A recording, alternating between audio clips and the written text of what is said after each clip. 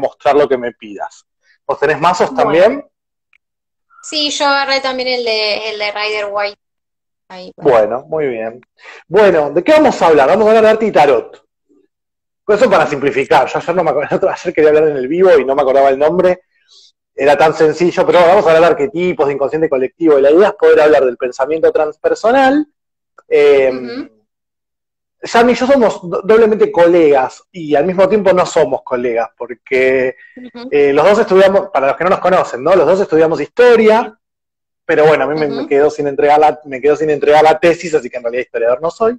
Y los dos estamos formados en el pensamiento transpersonal, así que nos pareció una idea maravillosa porque acá confluyen estos aspectos interiores nuestros que nos habitan, es decir, bueno, la parte del profe, la parte del historiador, la parte del pensamiento transpersonal. Así que la propuesta es un poco hablar de tarot como un lenguaje simbólico, como una técnica de acceso al Ujú. inconsciente, no solo personal, sino de la humanidad, porque aparece en un momento histórico determinado. Y bueno, y ahí se manifiestan arquetipos. Así que la idea es hablar de todos estos conceptos que capaz no tienen tan claros, pero que hoy quizás pueden empezar como a conocerlos. Eh, Sí. Esa sería mi introducción. ¿Cuál sería la tuya? No, bueno, que vamos a hablar un poco de las cuestiones que comparten tanto el tarot y, y el arte en tanto lenguaje simbólico, ¿no? Ambos son construcciones de imágenes que, ay, gracias, que, que tienen un mensaje, ¿no? Tienen un mensaje y ese mensaje va a ser interpretado dependiendo de el contexto en donde esté, ¿no? Pero lo característico es que es una creación humana, tanto el tarot como el arte, y los seres humanos somos seres ¿Estás simbólicos, segura, ¿no? vos que sos acuariana y te gusta lo conspiranoico, ¿estás segura que el arte es una creación humana? Sí, sí, yo creo que sí. Yo Ahí no, creo ahí no que entra lo. en todo caso, en todo Chicaneando caso igual. en todo caso lo canalizamos, ¿no? Pero porque tiene que ver un poco con la inspiración del artista, porque realmente hay cosas, uno cuando ve, no sé, por ejemplo, la cúpula de Brunelleschi, ¿no? ¿Cómo se le ocurrió a ese tipo hacer ese sistema? No es un sistema autosostenido de una cúpula, de la cúpula más importante de Florencia y una de las obras más importantes de la historia de la humanidad. Y uno cuando piensa en cómo se le ocurrió a este tipo sin internet, sin celular y cómo hizo, y bueno, fue la inspiración, uno Bueno, puede creer. También que era, ya que. también, sí, Sí. que No, no, habla, habla, habla. Nada. no, pues tiene que ver con la inspiración, ¿sí? Uno puede decir que capaz que canalizó algún tipo de información alienígena de sus sueños, no sé, qué sé yo. Bueno, Pero como lo esta hizo. idea pensaba de que, claro, bueno, lo que pasa es que a veces como nos cuesta imaginarlo, y yo guardé un video, ahora me acordé, se los voy a mandar después al grupo, donde muestran de que uno piensa, bueno, las pirámides de Egipto, cómo puede ser que hayan movido esas piedras, hayan partido de manera tan perfecta, y cualquiera que estudia antropología o etnología y convive un tiempo con cualquier cultura primitiva hoy en día, ve que hacen cosas que hasta que no los ves que lo hacen decís es imposible, y cuando lo ves decís, ah, es re sencillo. Lo que hacían en Sí, este caso era ir clavando un montón de estaquitas chiquititas en un bloque gigante, una abajo de la otra. Y llegaba un momento que clavaba un número X, una estaca, y ¡pum! Se partía perfecta la piedra. También depende de qué claro. tipo de piedra, qué tipo de roca. Entonces, no es tan loco, pero como no te lo puedes imaginar, y aparte siempre es más divertido lo conspiranoico, bueno, uno va para aquel lado, ¿no? Pero bueno, volviendo al tema, dale. El tarot como una invención humana, símbolo, imagen.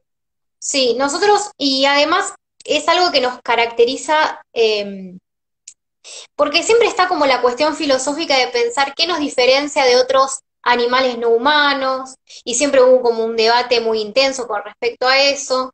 Eh, Unos hablan de la razón y demás, y otros antropólogos han dicho que en realidad es la capacidad del hombre de crear símbolos, ¿sí? Es De un ser simbolizar, ¿sí? simbólico. Algo que los animales no pueden hacer, por lo menos de manera compleja, porque es verdad que cuando, qué sé yo, un pajarito se quiere aparear, trae un juguetito así brilloso para la hembra para llamar la atención. Hay un pajarito que hace eso. pero lo hace en un contexto de una necesidad básica que es la copulación, la reproducción. Por fuera de eso, no hay un interés, por ejemplo, de conectar con una divinidad, de conectar con cuestiones más metafísicas. Entonces, tanto el tarot como el arte vemos ahí lo propio que tiene el ser humano, esta capacidad creativa simbólica. Yo ahí agregaría esto, ¿no? Cuando uno estudia el concepto de arquetipo en Carl Gustav Jung, un poco el abuelito del pensamiento transpersonal, él va a hacer toda una comparación entre el arquetipo y el instinto, va a decir, en mucho el arquetipo se parece al instinto. Hay un patrón de comportamiento que de alguna manera sale en nosotros de forma automática, como en los pájaros. Yo cuando doy clases me gusta el ejemplo del hornero, yo digo, nadie le enseña al hornero cómo hacer ese nido tan particular. Y eso está ahí, está presente. Entonces, bueno, como decís vos, probablemente hay algún ritual de apareamiento en ciertos animales que nadie se lo enseña, viene de forma automática, piensa en cómo se organizan las hormigas, cómo se organizan las abejas, etcétera. Y a veces es en lo general y otras veces en lo particular, solo para el coito. En nuestro caso, en lugar de ser un instinto, es un arquetipo. Es decir, nosotros no nacemos tabula rasa, no nacemos en blanco, nacemos con algunas cosas que puede ser que no estén manifestadas, por eso uno piensa que naces totalmente en blanco, pero como mínimo están latentes. Después las teorías genéticas vienen a decir que nosotros nacemos con todos los genes de nuestro árbol y que están ahí y puede ser que se activen o no. Se puede hacer un paralelismo entonces entre la idea de que venimos con arquetipos, entendidos de forma muy sencilla como patrones de conducta, es mucho más profundo la idea, pero no, el objetivo de este vivo no es explicar eso, pero como ese arquetipo nos habita, ¿de qué manera lo conocemos? Lo conocemos proyectándolo.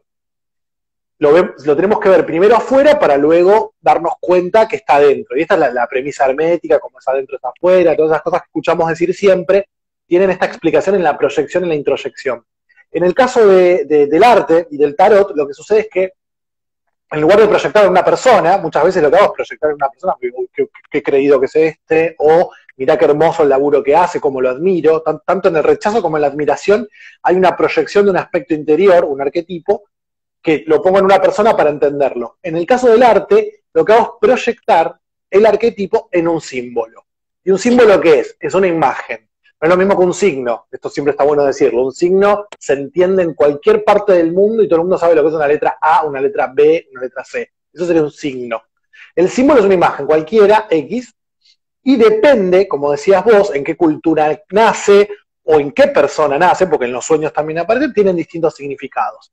Entonces, sí, es plurisignificativo el símbolo, es polisémico. Uno tiene que, primero, por eso, ya que vamos a hablar de tarot, muchas veces está bueno preguntarle a la persona qué ve en esa carta de tarot que salió en una lectura, porque bueno, quizás habla más de su mundo interior, y bueno, si la persona es más dura y le cuesta conectar con el lenguaje simbólico, bueno, Jung hablaba de ampliar el símbolo, entonces digo, mira, el gato para los egipcios representa esto, o el felino para los mayas representa esto otro, y uno va escuchando y va viendo con qué resuena, ¿no? Entonces, en el arte, cada cultura o cada momento histórico va a plasmar estos arquetipos que son propios de toda la humanidad de distinta manera. Y esto pasa un poco con el tarot, que aparece en el Renacimiento. A mí me gustaría que nos cuentes un poco qué es el Renacimiento que tanto estás esperando que vuelva, ¿no? Un día le pregunto en clase a Yami, che, ¿qué estás esperando, Yamila? Que vuelva el Renacimiento, me contesta todo así muy... ¿Volverá el Renacimiento? ¿Vos crees en la teoría del eterno retorno de Nietzsche? Puede ser. Nietzsche, bueno, después de la gran pandemia del siglo XIV vino el Renacimiento, ¿no? O sea, vino como un renacimiento cultural, ¿no? Yo creo que algo así va a pasar, no tal cual, pero algo así va a pasar. Bueno, el Renacimiento. Italia, siglo XV, después se expande al resto de Europa.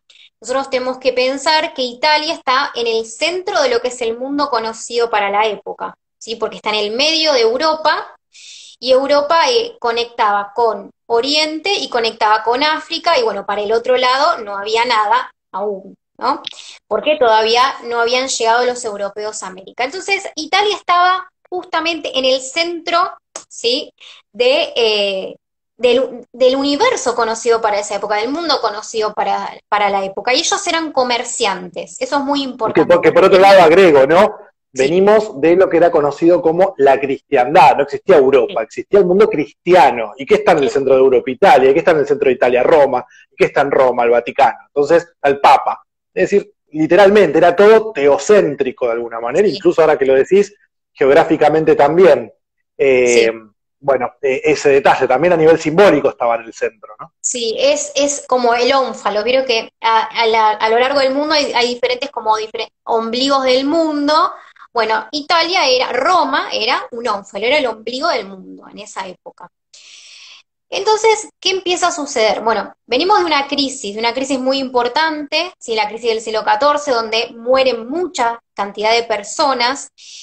Primero hay como, bueno, hay grandes descontentos sociales, contestaciones políticas, pero a nivel cultural empieza a pasar algo, hay como un quiebre en la mente de los hombres y mujeres europeas, que es, que bueno, a ver, hoy me puedo morir, es como, hoy me puedo morir y yo estoy pendiente de lo que me dice el cura, solamente no estoy disfrutando de la vida. Y después hay un cuestionamiento acerca de Dios, no de la existencia, sino de para qué nos pone Dios en el mundo, ¿no? Entonces, Y esto empieza llega en un un momento adecuado replanteo. porque a veces uno estudia en los libros, no sé si a vos te pasó, uno estudia, bueno, la peste, la gente se repregunta para qué estoy acá, el contacto con la muerte, y decís, bueno, lo estudias y medio lo repetís como un lorito. Pero cuando lo vivís, te das cuenta realmente cuáles son las repercusiones. No digo que ahora estemos transitando la peste negra, pero el hecho de la pandemia y ver que de pronto hay gente cercana que se muere. Yo tengo el caso puntual de una amiga que de un día para el otro pusieron en coma inducido al suegro, la suegra y el cuñado, y los tres se murieron juntos. Y de Sí, golpe, esas cosas es algo que en realidad no es lo común, ¿no? Entonces, no, tratar de pensarlo en lo cotidiano. A veces cuando uno estudia los libros parece lejano, pero la muerte está cerca. La claro. muerte está cerca y eso es una de las experiencias, junto con la vida y junto con el amor, que más te replantea el sentido de la vida, ¿no? Entonces, bueno, estamos en este contexto también allá en el Sí. Renacimiento. Y algo muy singular de la peste negra es que es una enfermedad muy democrática, mata a cualquiera, no importa si sos pobre, si sos el señor feudal, si sos el siervo. Y el siervo creía que el señor feudal era prácticamente un dios, si bien no había a ver, el dios era Dios, pero el señor feudal era el que te tenía que proteger. Y el señor feudal queda totalmente despojado de su poder en este contexto. Entonces, lo que sucede es que empieza un replanteo de la vida y de la muerte y de la existencia, de para qué estamos acá, ¿no? Y aparece Bien, la claro. famosa frase, el carpe diem, ¿no? El vivir el hoy, el vivir el presente, que son cuestiones que quizás en otras tradiciones de sabiduría ya existían, ¿no? En Oriente, China, por ejemplo, le ponían el nombre de Katai, esas cuestiones ya estaban presentes, pero en Europa no existía de eso, de nada de vivir el hoy. O sea, el hoy es El de Dios. cristianismo tiene, claro, el cristianismo tiene colocada la atención en lo que está por venir. Es decir, el Exacto. cristianismo te da un consuelo a una vida oscura, si se quiere, una vida miserable, y te regala un código de conducta según el cual, si vos haces las cosas bien, bueno, vas a ir a parar digamos, cerca de Dios, al paraíso. Por eso en este contexto también aparece Dante con la Divina Comedia, que de alguna manera lo que te está diciendo es, mirá lo que no te va a decir lo que tenés que hacer para acceder al cielo, pero sí te va a decir, mirá en qué círculo caerías de acuerdo al tipo de pecado que cometés, ¿no? Y ahí aparecen un montón de personajes históricos súper interesantes. Y pensaba después también bueno, ahora se me fue el nombre. ¿Cuál es esta obra donde se van al campo y cuentan historias? Es tipo una sátira El para de escapar de la Cameron. peste. El de El de Cameron. Cameron. También, toda esta época. Sí. Sí, entonces es una época donde, bueno, está esta situación y bueno, empieza un replanteo, ¿no? De, bueno, yo estoy acá y si estoy acá, estoy para disfrutar la vida. Porque no, o sea, no entra más en la cabeza la idea de un Dios tan maligno que quiere como arrasar con su pueblo. Entonces, Dios nos da la vida, ¿no? Para hacer con ella cosas bellas, ¿no? Para disfrutarla, para usar nuestro cuerpo en pos de descubrir la creación de Dios. Y aparece algún valor muy importante en el Renacimiento, que es el valor de la creación. la creación no solo en el arte, sino de la creación de la humanidad, ¿no? Entonces, como Dios creó al hombre, el hombre tiene que crear su propio destino, ¿sí? Y tiene que crear cosas bellas, tiene que crear cosas. Entonces aparece todo una explosión cultural, no solo en el arte, sino que también en la ciencia, en la filosofía, en la política. Aparece la imprenta, que es uno de los grandes inventos de la humanidad, junto con la rueda, ¿no? Porque gracias a la imprenta se pueden democratizar Que nos la textos. dieron los alienígenas, te dije, que no la Sí. inventamos. Esta no la escuché todavía. Pero bueno, la ¿No? inventó Gutenberg ahí en el imperio, eh, el Germánico. imperio austrohúngaro, el imperio, no, austrohúngaro, yo estoy re quemada la cabeza, Ya estoy, querés hablar de la Primera Guerra Mundial quizás vos. el imperio romano germánico, ahí está, Ahí está. lo que es Alemania, Pero que fíjense, pero bueno, estamos nombrando cosas, que estamos nombrando cosas que estamos contextualizando históricamente, pero son elementos que luego se van a ver en el tarot. Y van a sí, aparecer en un momento donde justamente están en decadencia. Entonces aparecen en el tarot representadas de una forma casi como ridiculizada. Entonces va a aparecer la iglesia, no de una forma tan evidente, pero por ejemplo después podríamos hablar. La papisa, para algunos autores, representa a la iglesia o representa la fe. Cuando uno ve las representaciones alegóricas, las ve muy parecidas a la papisa o la iglesia como una ramera de Babilonia. Entonces, o aparece la emperatriz y el emperador, justamente, como las figuras de el imperio, del Sacro Imperio Romano Germánico. Van a aparecer cosas cotidianas en los arcanos mayores, que lo vemos y nos parece tan raro, pero es lo que un renacentista veía normalmente, con lo que convivía normalmente. Y te iba a decir algo más que detalle, ¿no? La imprenta existía, pero lo que se hacía era tallar sobre una madera el texto, ¿no? Entonces vos, sí, como si fuera un sello, lo que inventa sí, Gutenberg es esta idea de ir por lo que se llama imprenta de tipos móviles. Es como ujú, lo que él hacía son pequeñas letritas, y entonces, bueno, acomodabas, y al poder moverlas y escribir vos el texto en lugar de tacharlo, eso agilizaba mucho sí, la impresión. Entonces, de pronto se democratiza un poco más, tampoco piensen que cualquier campesino tenía un libro, pero ahora era mucho más accesible. Hasta sí, entonces, las grandes familias podían tener, y de hecho era una forma de estatus social mostrar tu biblioteca. Cualquiera que vea sí, la película La Bella y la Bestia, por ejemplo, que esa hermosa biblioteca, es bueno, mirá qué grande que la tengo a la sí, biblioteca, ¿no? Y no solo competían con no solo competían con libros que los mandaban a hacer con incrustaciones de oro y con unas encuadernaciones carísimas. De hecho, hasta que la imprenta se populariza, estas familias tenían sus propios copistas, o sea, tenían gente contratada ahí o esclavizada escribiendo los libros, transcribiendo los libros. Pero con los mazos del tarot va a pasar algo parecido. Entonces, uno ve la familia, ahora podemos hablar, no me quiero adelantar tanto, pero las distintas familias pudientes tenían sus mazos que incluso nos llegan hoy en día y que también con incrustaciones de oro y de mucho valor y hecho por artistas muy reputados en la época, ¿no? Bueno, cierro paréntesis, ya me sigo. sí. Bueno, y sí, lo que hace, bueno, la imprenta que vos nombrás es la imprenta china, ¿no? Que en los templos, hola, es mi madre la que me dice que la saco. Los templos chinos eh, existían en el piso, ¿no? Las hacían y uno podía ir y me acuerdo que con Confucio, ¿no? Con las escrituras de Confucio, los estudiantes podían ir a pasarle tinta arriba y después con un papel sellar y quedarse con el escrito. Yo tenía entendido que era una cuestión así, ¿no? Pero sí, la imprenta de Gutenberg lo que hace es agilizar y Vos sabés eh, que, de hecho, cuando se desarrolla, cuando, cuando uno estudia la historia de China, dice, bueno, pero ¿por qué allá no prosperó la imprenta de tipos móviles? Porque tienen tantos ideogramas que es mucho más práctico tallar la página directamente en forma de sello. Los sellos son incluso como cilindros, ¿no? Que vos lo haces rodar sobre la hoja y luego queda todo escrito. Es mucho más fácil eso que andar eligiendo la tipografía que tengo que poner, claro, así que allá no servía, ¿no? Bueno, tan no, distinto de nosotros, Oriente. Por eso vos en sí, la publicación aclarabas, vamos a hablar de Occidente, no vamos a hablar de sí. Oriente. Está muy bien. Aparte, el arte, lo que tiene el arte de Oriente es que es muy, es muy rico, es muy interesante, pero no tiene tantas aristas como ha tenido el arte occidental, ¿no? Ellos tienen un estilo bien marcado que lo mantienen durante mucho tiempo, Generaciones. sí, generaciones. Bueno, entonces surge, ¿sí?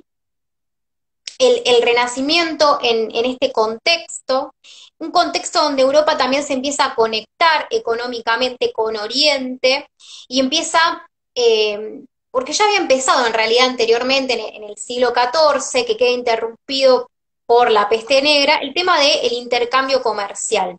Entonces van a surgir con mucha fuerza en las ciudades un nuevo grupo social que es la burguesía, que son los comerciantes, que no son ni campesinos, no son miembros de la iglesia, no son nobles, son como una rareza que surge, ¿sí? Y que tienen valores muy marcados. Uno de ellos es el individualismo. El individualismo va a derivar luego en el personaje del artista y en el personaje del mecenas.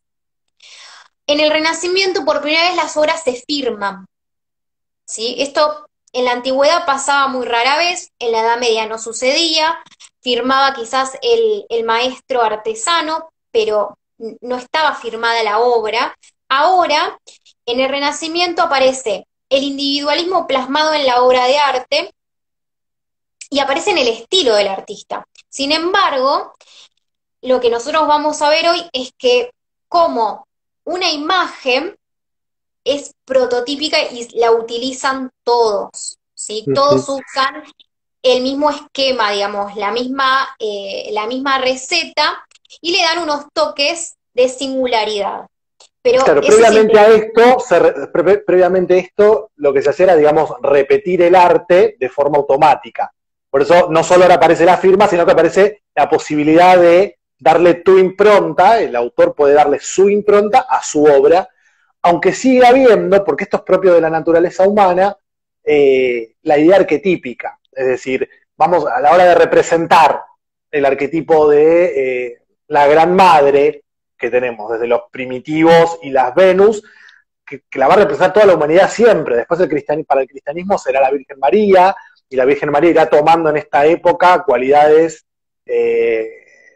propias de la época también, pero sí, digamos, un poco a lo que vamos es a esto, y si querés vamos a ir hablando de algún arcano, si querés, porque ya vamos a la mitad del vivo, así, si querés, si no, sí. Digamos. Bueno, y propónganos ustedes también. La idea es esta, no importa que cada autor tenga su estilo y haya una idea de individualismo, uno encuentra que siempre se representan más o menos los mismos conceptos, y esto es lo que llamamos arquetipo.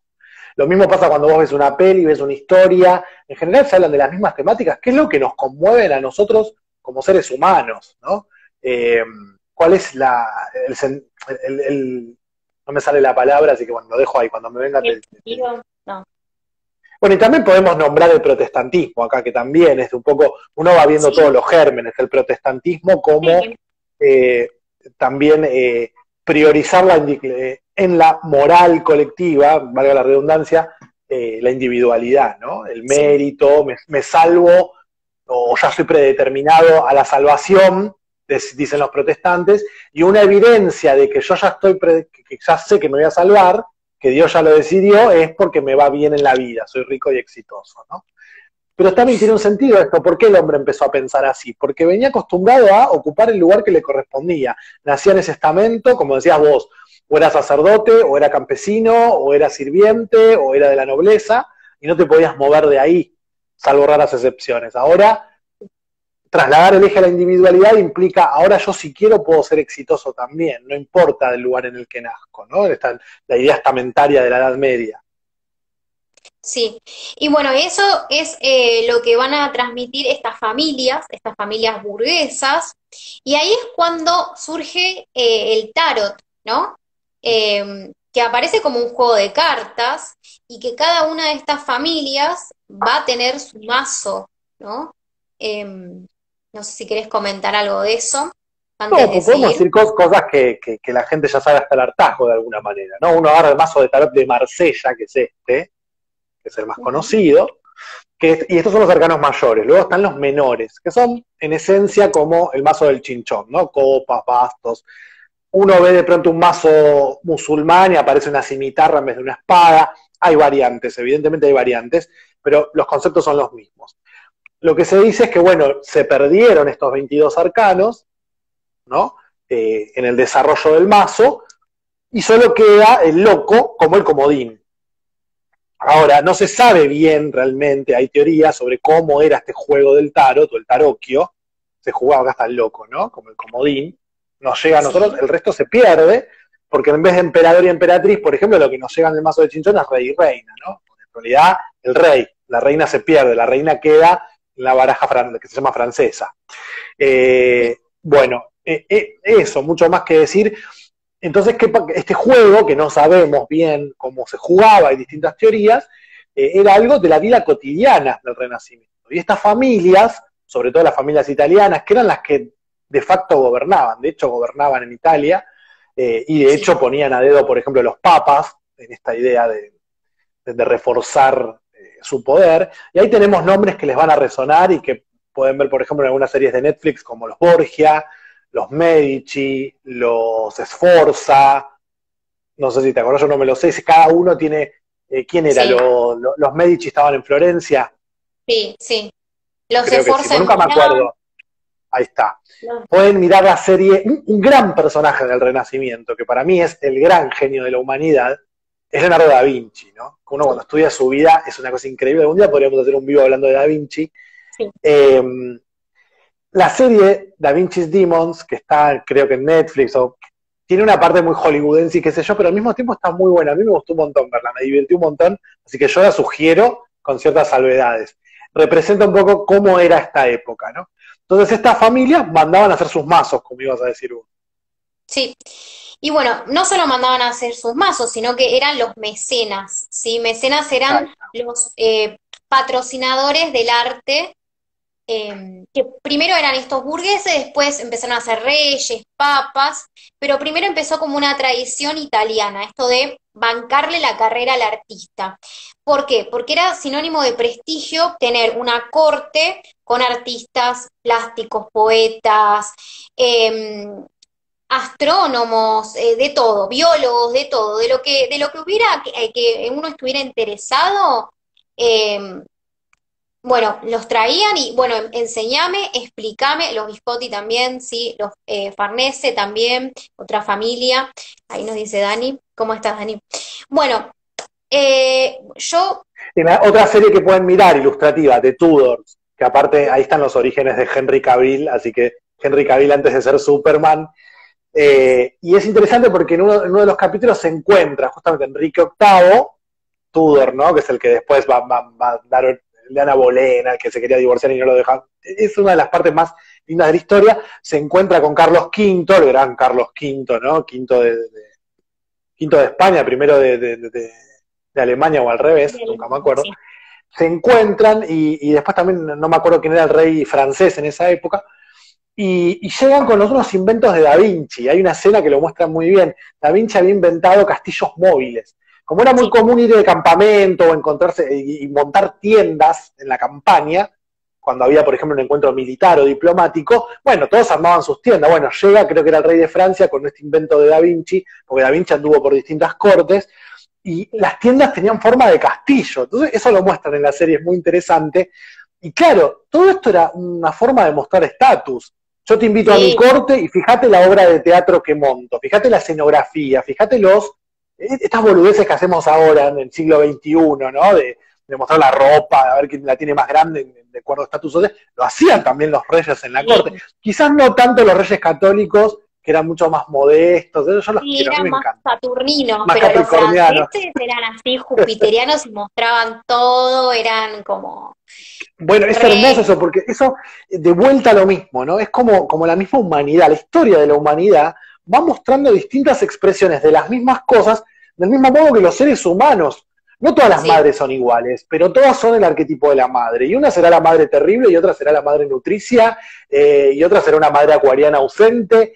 hay maneras de ser cosas que son primordiales, digamos. Y acá pasa lo mismo. Uno estudia la historia francesa y las cortes francesas y son incomparables al lado de las españolas, que eran muchísimo más austeras. ¿Viste? Los dos dijimos al mismo tiempo. Yo dije Saturnino, Capricorniano, vos dijiste Saturnino. Pero a mí me caen bien los Reyes Católicos, no sé por qué, Sí, siempre. bien, a mí me gustan. Es interesante. Igualmente, la corte española tenía cosas muy raras. Ellos, bueno, se quiero de para otro vivo, porque ya me estoy yendo por las ramas, pero tenían su corte llena de gente, tipo, ¿viste Susana que traía a gente con magia Rara, oscura, mujeres sí. con barba y demás? Ellos estaban rodeados de esto y tenía un sentido práctico, no era que estaban, no era como Susana que lo traía para decir, ¡ay, qué lindo, qué sé yo! Sino porque tenía un sentido práctico en la Simbólico. corte que era, sí, contrastar, mirá qué lindo que soy yo, mirá qué feo que es Sí. esto. Y muy Claro, porque extraño porque, estamos muy acostumbrados a que todo está publicitado. En esa sí, época vos no sabías quién era quién. Como mucho veías el perfil capaz de tu rey en la moneda ahí, pero no saber lo que pasaba. Es decir, el rey podía andar por el pueblo sin que nadie supiera que era el rey. No es como ahora que todos conocemos la cara de todos. sí, También es interesante esto de, por ejemplo, se mandaban personas. Bueno, yo, príncipe de algún reino, tenía que casarme con la princesa de algún otro reino, tenía que elegir, y bueno, mandaba un emisario a cada reino y le pedía, pintámela lo más fiel posible, así cuando volvés yo miro el retrato y elijo, ¿no? Por favor, no me mientas, no la pilotees, dibujámela tal cual. Y bueno, era todo un tema, cosas que ahora ni puede, nos puede imaginamos, porque malir sal eso, puede malir sal puede porque malir, esto malir. le pasó a Enrique VIII con la tercera esposa que se divorció por fea. Ay, yo siempre le cuento a los chicos, a mis alumnos, y cuando el chico se divorció por fea. Debe haber Motivo otra del cuestión, hay divorcio. otra cuestión política, pero en realidad era, Era un no era atorrante, ¿viste? En eso.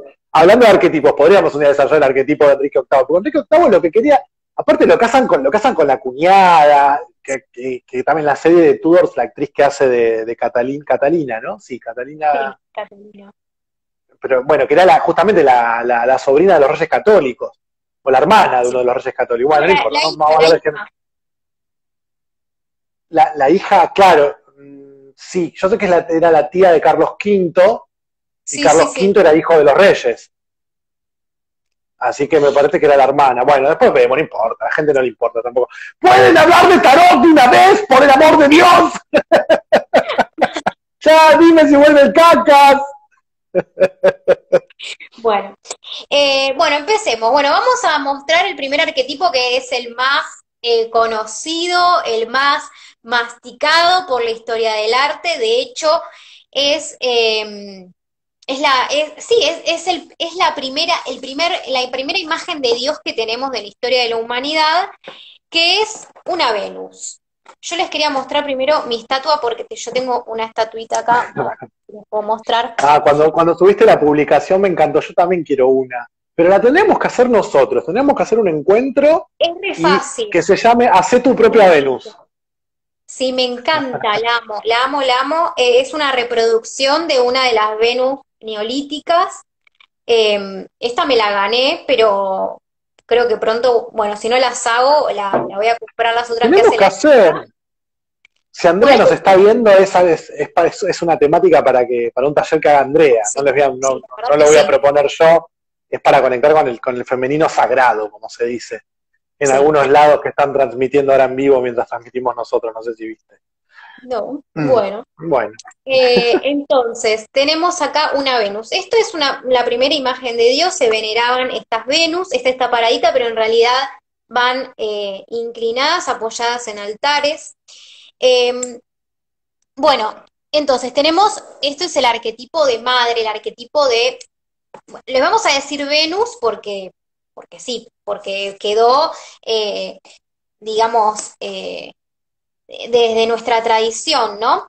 Y vamos a encontrar un montón podemos hacer un tarot argentino, ¿cómo sería? Y yo creo que una Venus podría ser Susana Jiménez o Moria Kazan. un Bueno, pero acá aspecto de tenemos Venus, un un aspecto. aspecto, Un porque aspecto. no son madres muy nutricias que digamos. De hecho, Susana más bien es una madre que le ha pisado la cabeza a la hija, y Sí, Moria Kazan y Sofía tienen ahí como una tensión que es sí. maravillosa. A ver la aparte tenemos el privilegio de ver en tele cómo evoluciona el...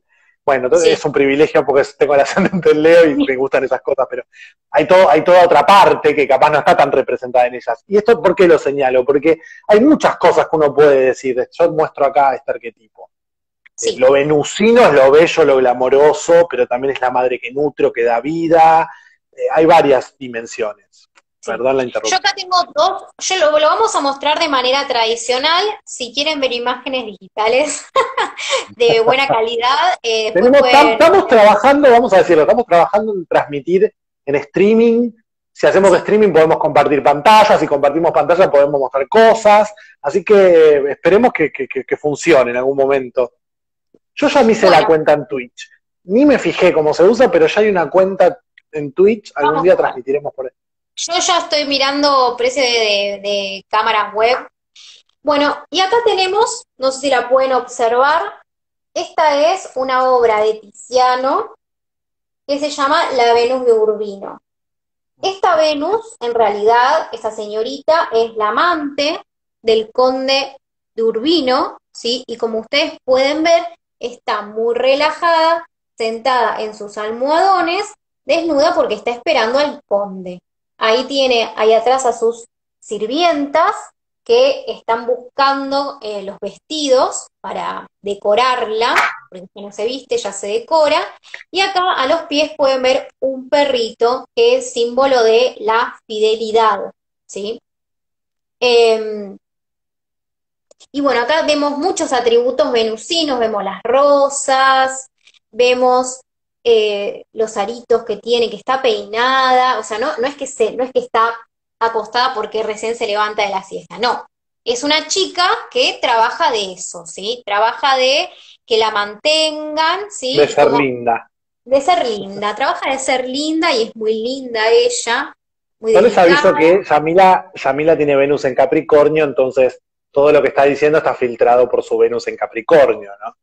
Sí. Porque lo interesante de este ejercicio y vincular el arte con el tarot a través de los arquetipos es, yo ya les mostré, ¿no? Tenemos esta emperatriz del tarot de Marsella, pero tenemos a la de Rider White, que está un poco, si bien está vestida, está un poco más parecida a esta Venus que nos muestra Sí. Yami, que está más recostada, más cómoda, hay almohadones. Pero estamos hablando ahora de todo el aspecto sensual y sexual de Venus. Miren, este es un tarot muy interesante, es el tarot del después. Es un tarot que nos muestra qué pasa después de ver esta escena, ¿no? Bueno, viene esta, y vemos a la emperatriz con sus hijos, con sus niños, jugando. Es decir, Venus también de alguna manera, bueno, se ve el escudo de Venus ahí, ¿no? ¿Mm? Si bien Venus como diosa, que es Afrodita, no está vinculada con la maternidad, sino que esa sería más bien Deméter, ¿no? Los arquetipos no se dan de forma pura, la representación arquetípica no se da de forma pura, siempre hay una mezcla. En el caso del tarot no solo tenemos a la Venus sensual, sino que también tenemos a la madre, de alguna manera. Y en este tarot, que es el tarot del después, se ve porque está con los hijos. Cuando la vi por primera vez me pareció maravilloso cómo amplía el símbolo, ¿no? Sí, y acá tenemos otra representación del mismo autor, que es Tiziano. Tiziano es un renacentista veneciano. Ellos tenían un tratamiento especial del color. No me quiero poner muy técnica con esto, pero después lo va a retomar Manet. Manet se inspira en Tiziano y ahora les voy a mostrar una imagen venusina, pero de Manet, para que comparemos. Manet del movimiento impresionista, ¿no? Ya nos vamos al Renacimiento, ok. Sí.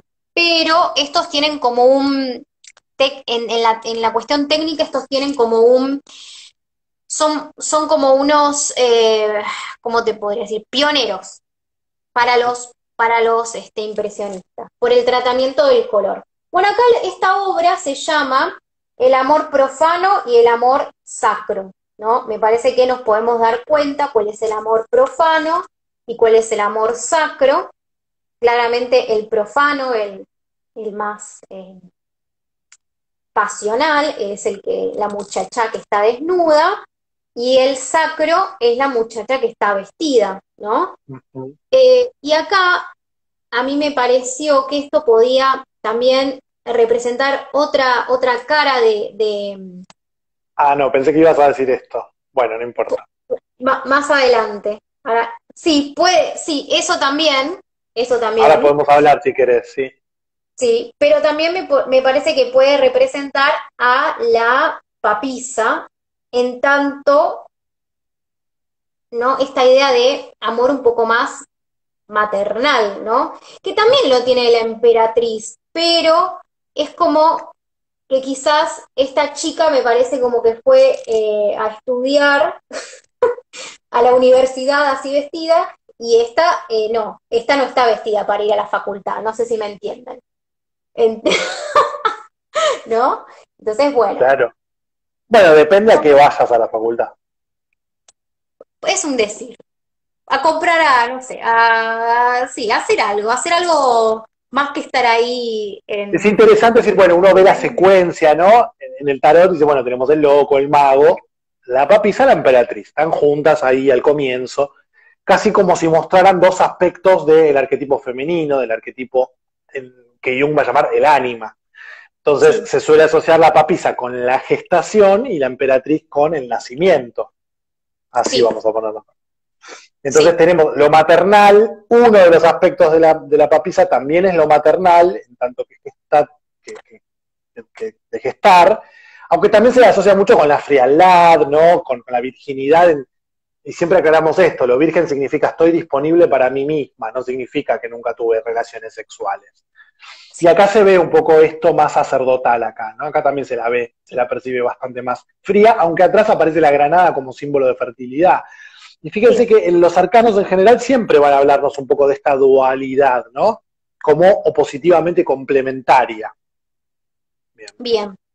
Y Te ya que muestro está, este tarot, mirá, si sí, querés, que es el que me regalaron ustedes para un sí, cumpleaños, el tarot de los templarios. Acá tenemos a la reina de Saba como la sí, emperatriz, sí, ¿no? Algún día totalmente. podemos hablar, podemos hacer un vivo hablando del ciclo artúrico y todos Ay, esos personajes. sí. Vos querés, Eh, bueno, vos del ciclo artúrico hacemos uno y después hacemos uno hablando del pienso de Turín, que a mí me reflashea eso porque ahí puedes ya te hablar vas a poner más conspiranoica. de los templarios, puedes hablar de un montón de cosas re interesantes que muchas veces no se cuentan en catequesis y que si nos hubieran contado capaz que hubiéramos prestado atención. Bueno, eh, acá tenemos, acá tenemos Ahí está.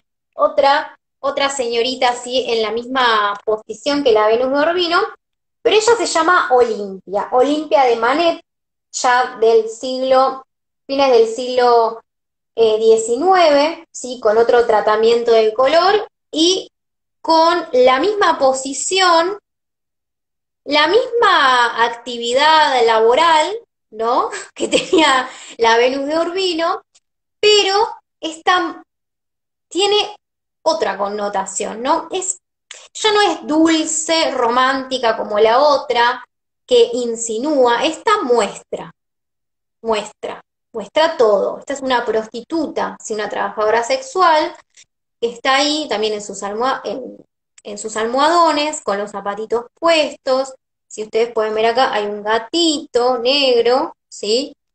Que bueno, eh, los gatos negros representan como el instinto, ¿no? Cuando vemos un animal de cuatro patas en el tarot, decimos que está representando el instinto. Y acá también el gato está representando eso, más allá del chiste que podamos llegar a hacer. Y acá lo que lamentablemente no se ve mal, ay Dios mío, parece un meme esto, eh, es la esclava, ¿no? La esclava africana, ¿sí? Que le está acercando las flores que le trae uno de sus clientes, ya no amante. Acá lo que se muestra fue un escándalo cuando salió esta obra, y uno diría, pero ¿por qué? Si después teníamos a las Venus de Urbino, no es muy diferente. Porque esta está en otra posición, es Pero aparte provocadora. hay que decir esto, ¿no? Contextualizar. Esto tiene Sí, que ser de fines del 1800, fines del sí, siglo XIX, ¿no? sí, Bueno, fines del siglo, era mucho más liberal el Renacimiento en el 1500, sí, ¿no? Que lo que era la sociedad a fines del siglo XIX, época victoriana. Igual esto es en Francia. Los franceses igual siempre fueron un sí, poco más. es francés. Sí, sí, sí, sí. Pero bueno, piensa en esa época, el corset, ¿no? El corset como símbolo de aprisionar a la mujer, no se podía mostrar nada, lo máximo que mostrabas era en verano en la playa los tobillos, entonces los hombres se excitaban cuando le veían el tobillo a una mujer.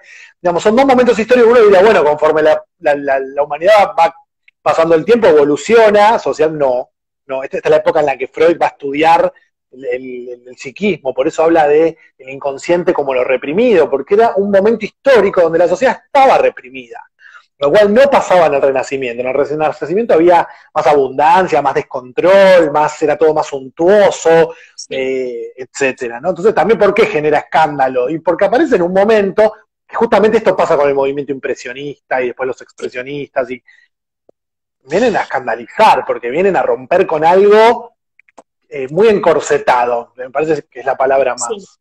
Y además, bueno, no nos podemos olvidar el trasfondo de clase, que la Venus de Urbino probablemente venía de una familia pudiente también, pero una costumbre.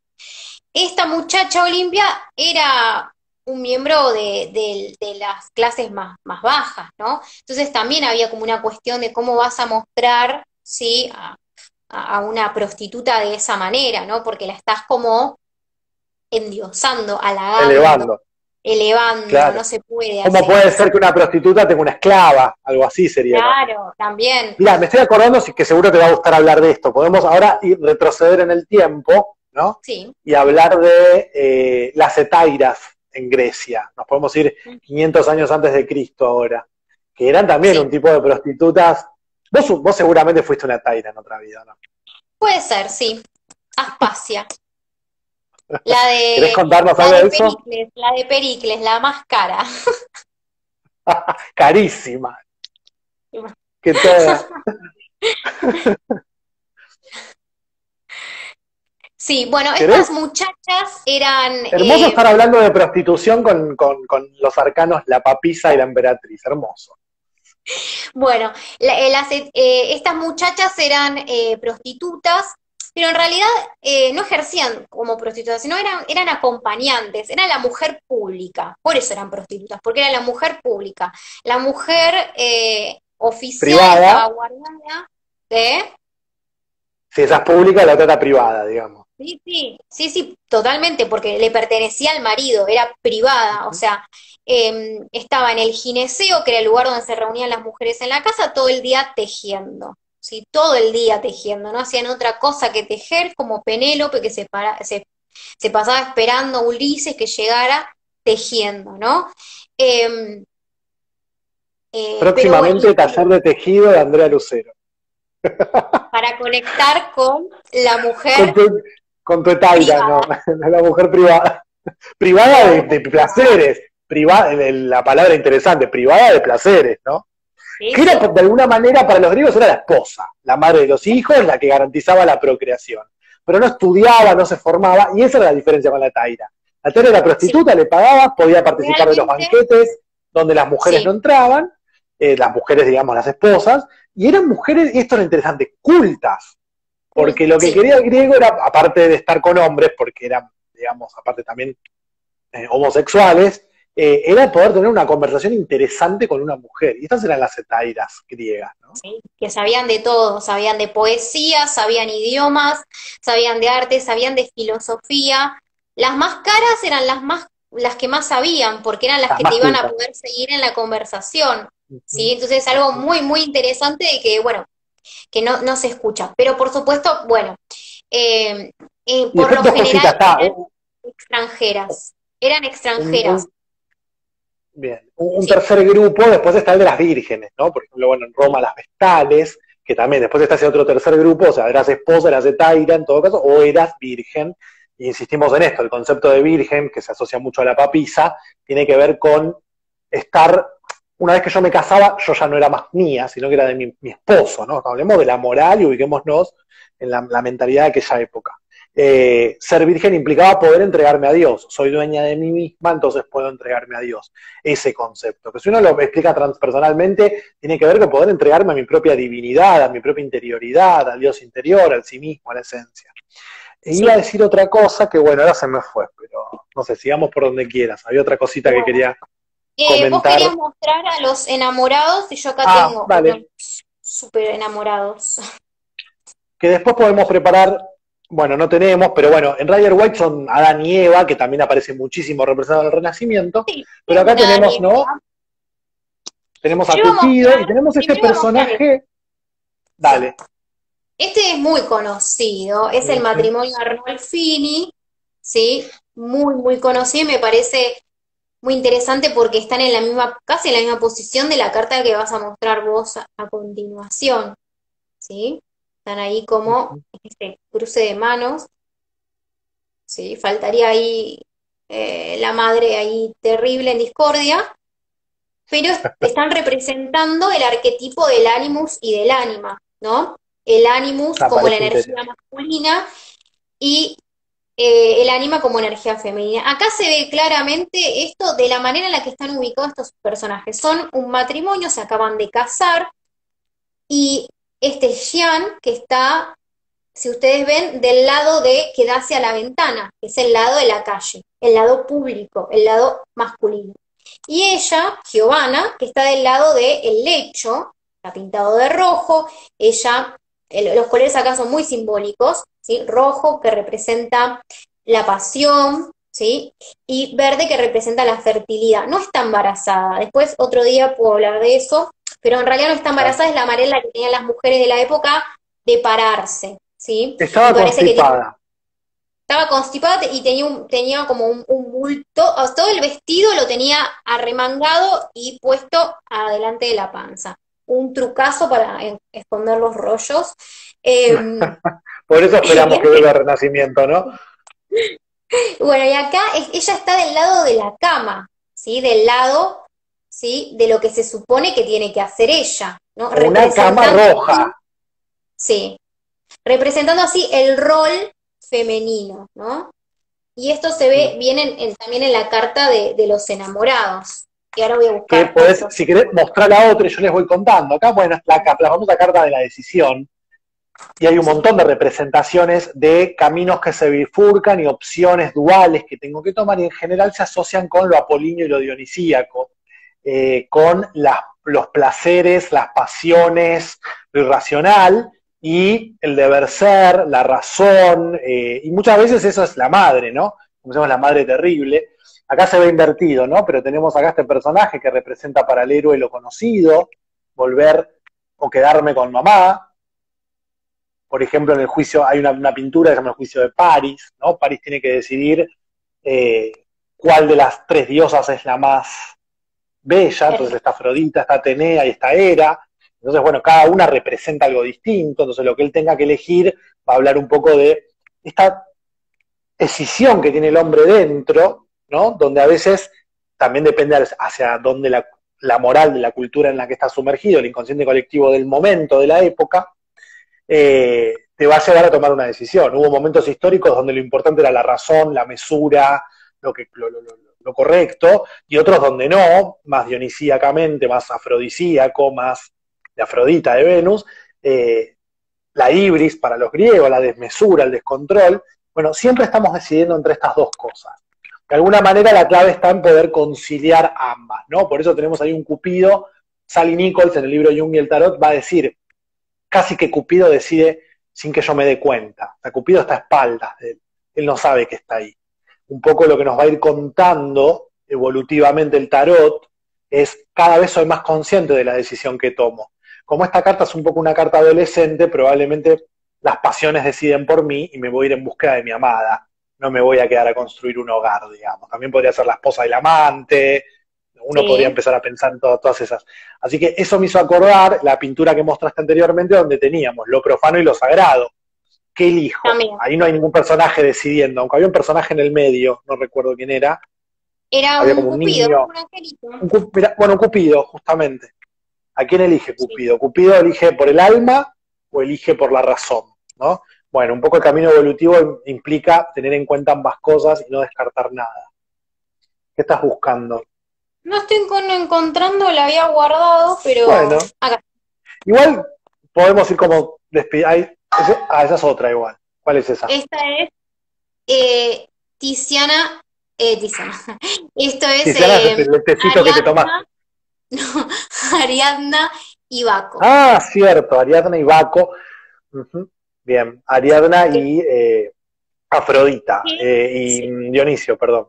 Que representan un poco esto de esta elección, ¿no? Que vos estabas diciendo recién, también el animus y el ánima.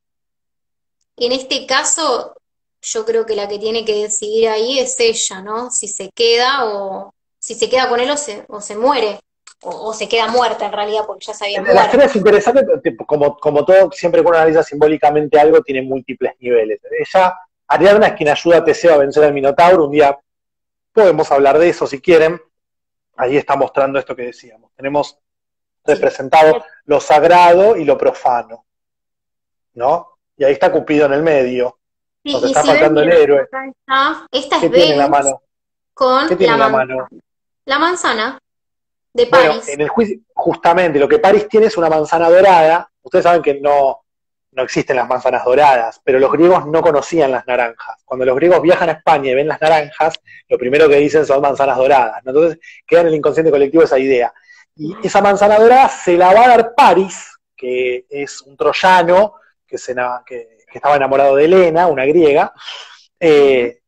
y se le presentan entonces Afrodita, era la diosa Afrodita y Atenea. Entonces él tiene que elegir cuál es la más bella, ¿no? Esto es un poco raro, porque la verdad que a Atenea le importe ser bella o no, es medio raro, porque Atenea es la diosa de la sabiduría. Entonces cada una le ofrece algo, ¿no? Le ofrecen poder, le ofrecen un reino, y Afrodita le ofrece que la mujer más bella del mundo, Helena, se enamore de él. De hecho, creo que se insinúa y le muestra un seno y no sé qué. Bueno, París elige finalmente a Afrodita, le da la manzana, que luego va a ser conocida como Eris, la discordia, ¿no? La manzana de la Sí, discordia, que después también esto aparece claramente en Adán y Eva, la manzana, el fruto, la discordia, la sabiduría, etc. sí, sí. Eh, bueno, cuestión que entonces se lleva a Helena a Troya. Helena no es raptada, Helena ha sido enamorada por Afrodita, y bueno, empieza la guerra de Troya. Eh, Eso en ese cuadro, también la Sí. decisión, ¿no? Y después tenemos el otro que mostraste, que es el de Dionisio y Ariadna. Ariadna lo ayuda a Teseo a vencer al Minotauro, y Teseo, cuando se vuelve a Atenas, se lleva a Ariadna, pero hace una parada técnica en una isla y se le olvida. Depende de la versión del mito que uno toma. También hay otra que dice que Ariadna se queda dormida, ¿no? Y hay muchos personajes en la mitología griega que se quedan dormidos, como una alegoría de qué pasa si me duermo en la vida, qué pasa si me quedo muerto en vida. Y esto implica la no evolución de conciencia, ¿no? Entonces ella despierta, Teseo se fue, según la versión de Nimis Mila, la abandona, estuvo todo planeado, porque los hombres son todos unos hijos de su madre que nos abandonan. No, Y ahí aparece Dionisio y se la lleva, ¿no? Entonces ella nuevamente tiene la oportunidad de decidir, pero es muy loco esto, se queda dormida. ¿Qué nos quieren decir los griegos cuando alguien se queda dormido? Porque parece una cosa, una locura, parece ay, no sé cómo resolver la historia, entonces, bueno, que supone que se quedó dormida, decía Hesíodo, no sé quién escribió ese mito. ¿Y cómo sigue el mito? Que vos me decís que en una